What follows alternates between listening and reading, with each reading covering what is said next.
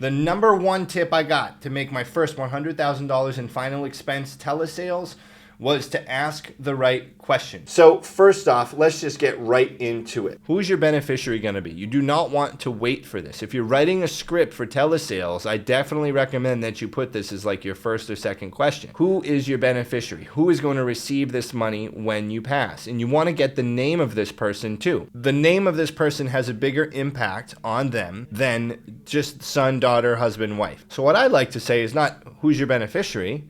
I'd like to say, hey, if the time came, Miss Jones, and you passed away and the good Lord called you home, which of your loved ones would be there picking up the pieces and taking care of your final arrangements? And they say, oh, my husband, my daughter, my whoever. So you want to ask their name. Now, if they just come out and say their name, that's why this is a good question. If the client just comes out and says their name, if they're like, oh, my daughter, Susie Joe Smith, Smith with a Y, Smyth. If they tell you that, that's a buyer right there, because they are automatically, they're assuming mental ownership of this policy. They've already told themselves this death benefit's getting paid out at some point. So that's a buying signal that you want to look for. Once they tell you the name of their beneficiary, who's usually a very important person in their life, this person usually has some significant impact on them, whether it's their son, their daughter, their husband, their grandchild, their wife, whatever it may be. You want to ask questions about this person to get a little bit of a conversation going about this person to give you some ammunition that you can relate to about that. So I'd like to ask if they're married. Oh, how long you been married for?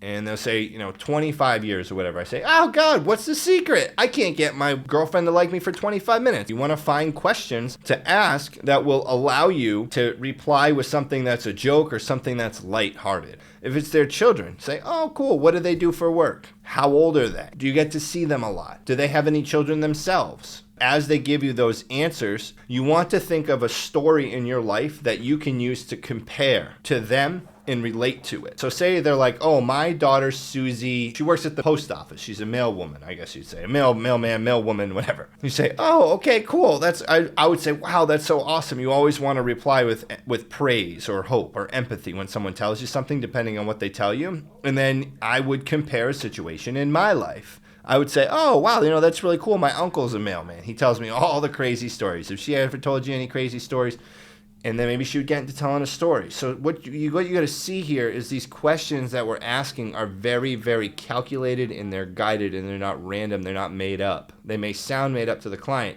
but there's a reason for this. We have two sides of the questions here. We have questions about the policy, but what we're also doing is asking questions about that beneficiary. Because what does that person really care about? Their beneficiary. They care about the beneficiary more than the insurance. If they could solve the problem that the beneficiary is going to run into when they die without insurance, they would do it. If they had $20,000 saved up for their funeral put aside already, they probably wouldn't be asking for a final expense plan unless it was for something else. So there's two sides to this, guys. So as you're going through these questions, and there's a lot more that I have coming here, but as you're going through these questions, make sure that you understand. Some are related to the insurance, some are related to the client as a person. You never want to forget about the person. We're in the people business. We're not in the insurance business. So you got to understand that you're selling to a person. You want to learn who this person is. You want to give them a good experience. And you're going to give them a good experience by getting them talking about things that they like and that they want to talk about. Next question that I love to ask is, hey, are you capable, I ask this after I ask about the beneficiary. I say, are you capable of making insurance decisions by yourself? Or do you need help from and then the name of the beneficiary? So say their daughter's name is Susie. Or do you need Susie or someone else to help you with these things? When they tell me this is important. And what we're doing here is we're preventing, I have to talk to someone else. I have to talk to my spouse or child or third party. So if you've ever been in the close and someone says, I have to talk to this person or that person, what happens is in the fact finding, you did not clear that up. So we ask if they're capable of making insurance decisions by themselves. Would they need this person or that person or whoever to be available? They say, I can do it myself. Great. If they can't do it themselves, get that person on the phone or schedule a callback, because you're going to go through the whole presentation. You're not going to be able to close. If they say they need that other person, then what you can always ask as a follow-up is, okay, so did you plan on getting this and then talking to them about it, or talking to them about it before you even gotten anything? And I've actually gotten a sale by asking that. They said, well, I'm just going to get it and then talk to them about it. I said, okay, cool. So they told me they were going to get a policy right there. You see that? That was a good question. So you want to ask questions like that. I'm telling you, questions make you money in sales. It's not the trick. It's not the magic thing that you say. It's the questions you ask. Now, once they say they make insurance decisions for themselves, you also want to ask if they make financial decisions for themselves. Another question, this is a great question, a question that you can ask people to figure out if they can make decisions for themselves is, hey, do you have any other insurances? Do you have car insurance or health insurance or Medicare or anything like that? If they say yes, say, how did you get that policy? Did you get that one yourself, or did anybody give you assistance with that? Now, if they got that by themselves, you know that they're probably pretty capable of getting this by themselves as well. If you need anything at all, you can email me at jve@thejve.com.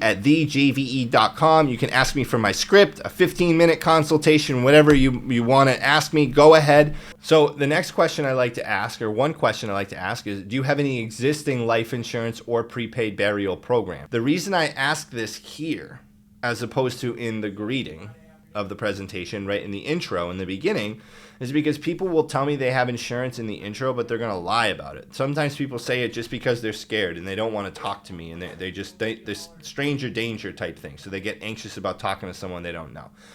So even if they tell me they have something in the intro, I still ask here. In the fact finding, I still ask, do you have any existing insurance, okay, or prepaid burial programs? And then if they say, yes, I have a policy, I always praise them. Oh, that's awesome. That's awesome. What company is it with? I get the name of the company. I ask them the benefit amount. I ask them the premium amount. And if I feel like there's something that's not quite right about it, or even if it sounds good, I like to call that insurance carrier and do a policy review, because so many times you'll call and do a policy review, and the client will have something that's totally different than what they think they have or what they tell you they have. And it's an opportunity for the client to either get a whole life policy or make some sort of change to get a policy with you. Now, if they already have insurance, you have to find a reason for them to add insurance. Okay, now this question here, when you're asking about insurance, it can help build urgency as to why they should do this now. And it also helps, so that helps avoid the think about it at the end. And it also helps to avoid the, I'm just going to keep what I have.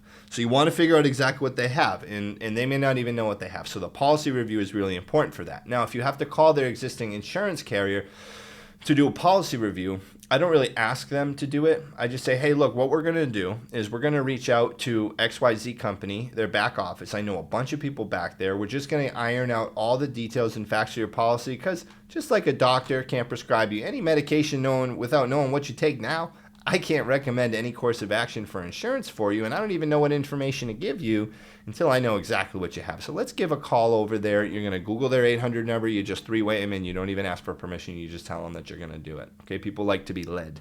Don't ask, just do it. So if someone it doesn't have insurance, then you can ask some questions like, say, oh, has anything prevented you from getting anything in the past, or did you just kind of sweep it under the rug because it's easy to push it off? Because some people, they may not have, I promise you, they've gotten phone calls about insurance, they've seen ads for it if they've gotten some in the mail. So what you want to look at it, or what you want to ask them is, and try to figure out why they haven't done it yet. Did they think maybe they couldn't qualify? Maybe they thought that they couldn't afford it. There could be a multitude of reasons that they're not telling you. Maybe they just didn't like the last person that they worked with. Maybe they didn't trust them. Maybe they didn't feel comfortable with them. So you can ask questions. Have you ever talked to anybody about insurance before? Yeah. How was your experience with that? Right? What information were they able to provide? Is there any information I can provide? So if they already have insurance, if they tell you they have insurance, then you have to find a reason for them to add. So I would use a final expense calculator. Mutual of Omaha has a great final expense calculator. All you got to do is Google Mutual of Omaha final expense calculator, and it will bring you to a website. You can go through and you can pick the different options, and people are usually short of what they need. And what you can do, you can always project what it will cost in the future due to inflation. So you can assume in 20 years the price is going to double. So if someone thinks they have enough, say, look, maybe you got enough now, but you're not prepared for the future. So if they have insurance now, you got to find a reason to add it or for them to replace it. One or the two. They have to be able to add to it or replace it. If you can't find a reason for them to do one of those, then you're kind of dead in the water. One question you can ask if you find out there's a gap in their insurance or there's something else that they would want it for that their existing policy wouldn't cover is you can ask them this. Hey, what would a new policy do that your current policy wouldn't do for you? Okay, that's a great question. I also like to ask, now I see you got $15,000 or $20,000 of insurance here. If you could go back to when you got that, would you have got another $5,000 or $10,000? Okay, another great question here is a question that has to do with their bank account. I always like to ask if they have a bank account or not, because as you know, in Final Expense, some of our clients have prepaid debit cards or no debit card at all or no bank account. Some of them just do cash and money orders. So we want to figure this out before we go through a whole presentation, because you can quote someone a plan and they, like it's happened to me too many times where I quote someone a plan and they end up having a form of payment that company doesn't accept. So if they have like a Direct Express card, and you get through and you find out it's a company that doesn't take Direct Express, well, you're pretty screwed. So I like to ask it this way. Now, some of our carriers offer discounts based on how you manage your finances and how you make your payments every month. Do you have an active checking or savings account that you pay bills with every month? Now, if they say yes to that, and you say, okay, cool. If they say no, you say, okay, now do you have a prepaid debit card like Direct Express or Green Dot or anything like that? If they say yes, then you'll know which carrier to go with from there. Now, you could even take it a step further because, as you know, sometimes you get down to it and the person can't find their account information. You could even take it a step further and say, great, now if you did end up getting a policy in place one day, how would you access that information? Do you usually get that information from like a check or a bank statement? Like, I don't need anything now, I'm just asking, so in the future we'll know. Like, you have access to that information. And now this is a tough question because some people may get put off here. The important thing is you want to ask this, especially like if you have a good relationship built up with the client by this point, they'll usually kind of trust you on that a little bit more. Next question in the fact finding, you want to ask, would this, and this is what this really helped me narrow down the need, do they want it for a funeral, a cremation, or something else, like a gift to a loved one? So I'd ask them that. Once they tell me this, what I would ask is, hey, now just if they're like, oh, I want it to cover a funeral, say, okay, great. And if they don't have any insurance, I like to ask, now, you mentioned that Susie would be handling your final arrangements if you passed, right? Yes. If you passed tomorrow, would it be easy for Susie to come up with the money and write a check to the funeral home to cover your funeral? And most of the time they're going to say no, or it would at least be a struggle. And if they say no, then say, or if they say yes, either way, say, oh, what would they do? What would she do for the money? What would Susie do? And a lot of times they'll say, I don't know. She would struggle though. A lot of times they're going to say this, they're going to struggle. Say, well, I know that Susie's so important to you. So just curious, why have you taken so long to get something? Or why have you taken so long to add something to what you have? If there's a gap here, right? Did you think you couldn't qualify? Do you think maybe you couldn't afford it? Is there some other reason? Or did you just put it off? You can also ask the question, now I'm assuming that that's probably why we're talking then, right? So you can have something that you can make sure that all that stuff's handled for her? Yes. Okay, great. You want to ask and dig into the why. Take a few minutes to ask questions and really get them to tell you why they want the insurance, because they're going to kind of sell themselves on it. So you're kind of building urgency here and you're preventing them from having to say, I have to think about it in the end. So you really want to dig into the why, because if you don't know why they want it and why they need it, they're not going to buy it. If you don't know why, they're not going to buy. You have to dig into the why, because this is not a vanity item. This is something that someone truly has to feel a pain point for before they buy it. They got to feel like someone else is going to be in pain if they don't buy this. A loved one's going to be in pain. I also like to ask, okay, great. So after asking this stuff, so if we were able to like solve all these problems that you talk about and get a program in place for you that took care of all these things, would it make sense then for you to do something that solved all that stuff for Susie if we got something to fit your budget? So that's a trial close question. It's kind of testing the water, seeing do they like it? Do they like the idea of getting this? Like if I can afford something that prevents my loved one from feeling this pain, will they get it? It's a great question to ask. Now, if someone mentions that they're a veteran, okay, a lot of times they'll bring it up, talk about when they were in the service or whatever it may be, but they'll enjoy talking about it. You want to ask them if they know how much the VA pays for a veteran when they pass, because some veterans will think that the VA is going to cover everything for them, and it's not. It pays like $796 if they die in a VA hospital. It pays $300 if they die outside of a VA hospital. They get a plot in a national cemetery. Or if they don't choose the plot in the National Cemetery, they get a $796 allowance for a plot somewhere else. So the important thing to understand is that they're not going to always have, the VA is not going to cover it for them. Bottom line, the VA is not coming to the rescue. They're going to give them like $1,500 max. And that's just like, it's not going to happen. It's probably going to be around $1,000. Most of these people are not going to die in a VA facility. Another question that's good to ask to kind of test the waters on finances is I like to ask, and what this brought up, this prevented in the end of me getting the objection of, I can't afford it. I can do $10 a month, $20 a month, $30 a month, whatever, because those policies never stick anyway. I'd say, look, now most of my clients, because I was running into that, I'd get to the end there, I can do $9 a month. I'm like, dude, I just talked to you for like 70 minutes and you're telling me this crap now? Come on, man.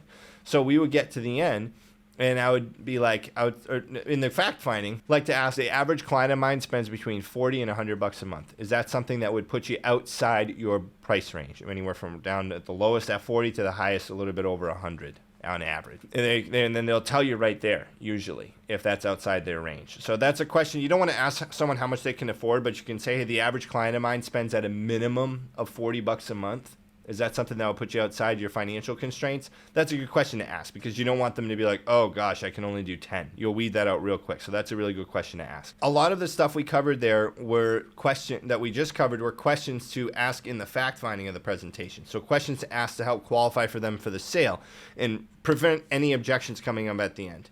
Now, obviously there's the health questions. I didn't get into those. Do you have any heart, liver, kidney, lung issues? Cancer, heart attack, stroke, COPD, or diabetes? How much do you weigh? How tall are you? And do you use tobacco or are you on any medications? Those are the basic underwriting questions.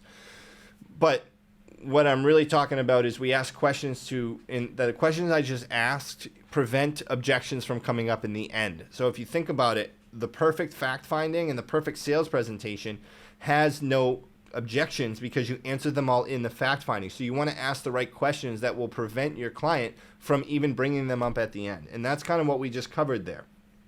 Now, the next set of questions I'm going to get into is not qualifying the client for the sale. It's qualifying you to the client as someone they want to work with, because there's two parts there. You got to understand, you got to earn these people's trust. You got to get them to like you, and they have to like you before they can trust you. And you do that with building rapport through open-ended questions that have to do with things that are important to them in their life. So we got Leah here. She's saying hello. She's going to be very needy.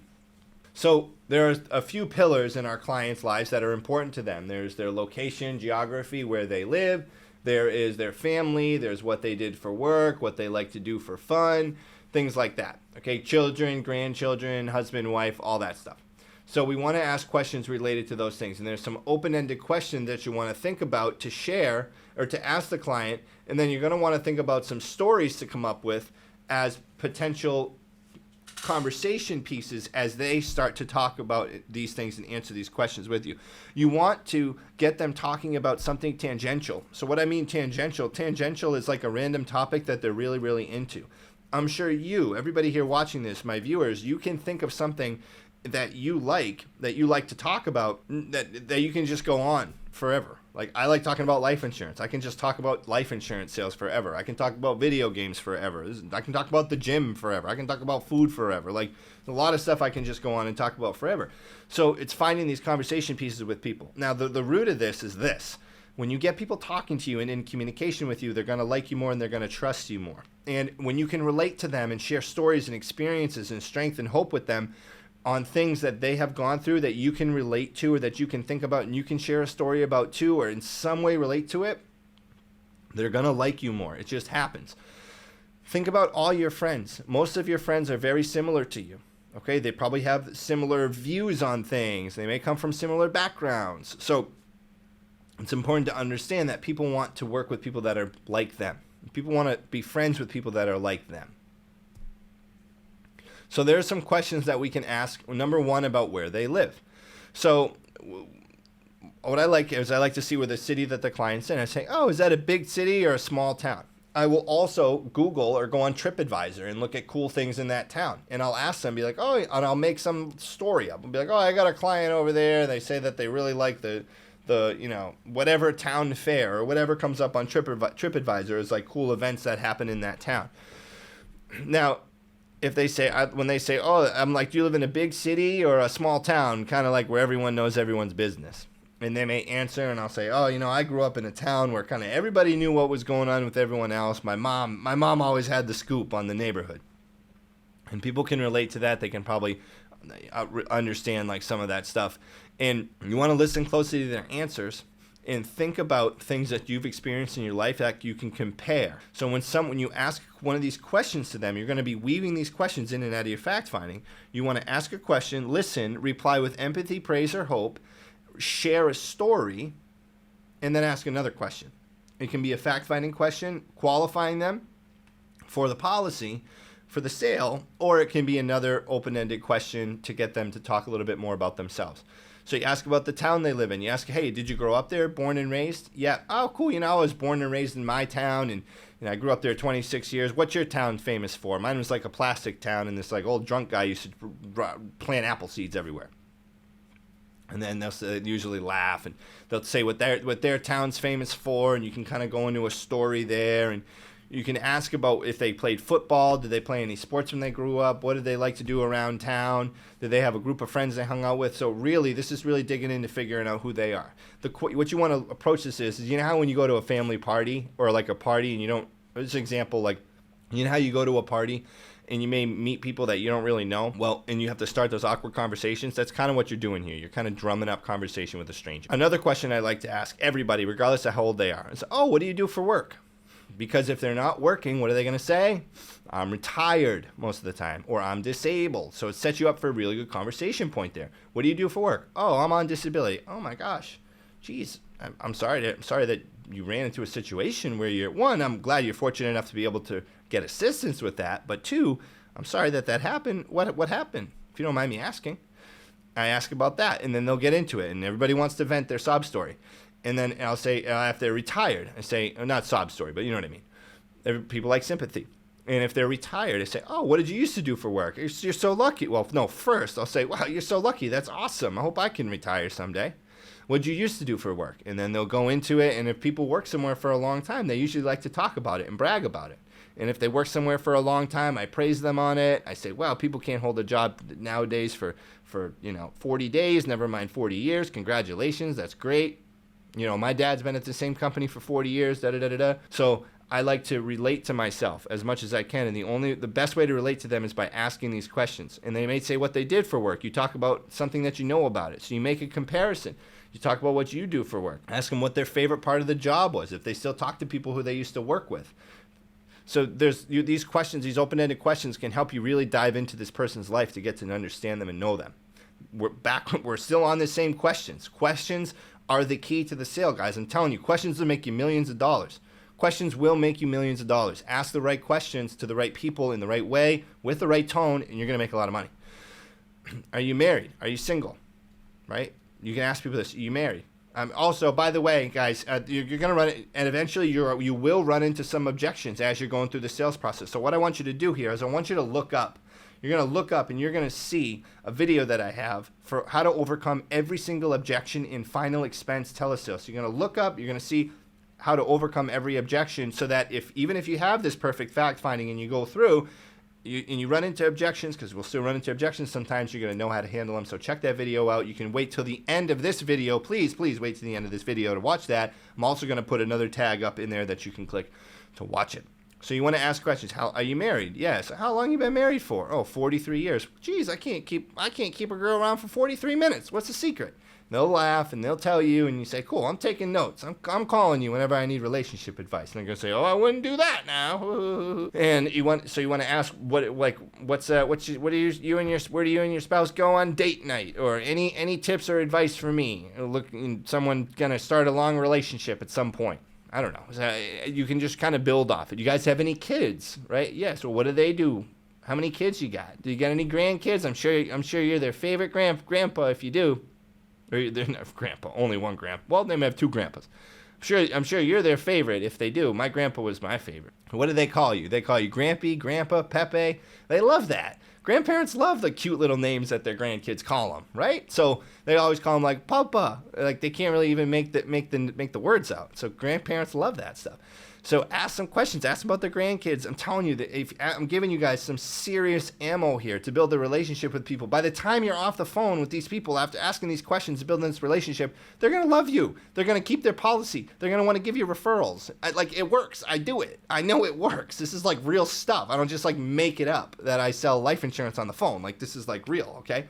So you want to ask them these questions. And then you can also get into, do you get to see your grandkids a lot? What do you like to do with them? What do they like to do with you? What do they like to do with grandpa? What do they like to do with grandma? What else? So in summary here, we just covered how questions are what made me my first $100,000 in final expense telesales. This is the one tip that I give to you.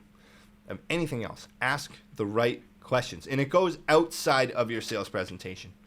Ask the right questions. Questions plus the right network equals a launch pad. If you associate yourself with the right people, the bigger your network, the more people you have, and the closer you are to getting answers to the questions that will jumpstart your life in another direction, in the right direction, launch your life in the right direction. So ask the right questions, not only to your clients, okay? This is not just a sales tip. This is like personal development, life growth tip. Ask people questions because strangers know the answers to the questions that you need to ask to change your life. Strangers know the answers to the questions that you need to ask to change your life. Ask me. Ask me anything that you want, and I'm here to help. So if you look up here, you're going to see the video that I referenced earlier on how to handle every objection in final expense telesales. Click that video and watch that after this video so that you can learn how to handle any objection that you could possibly get once they come up.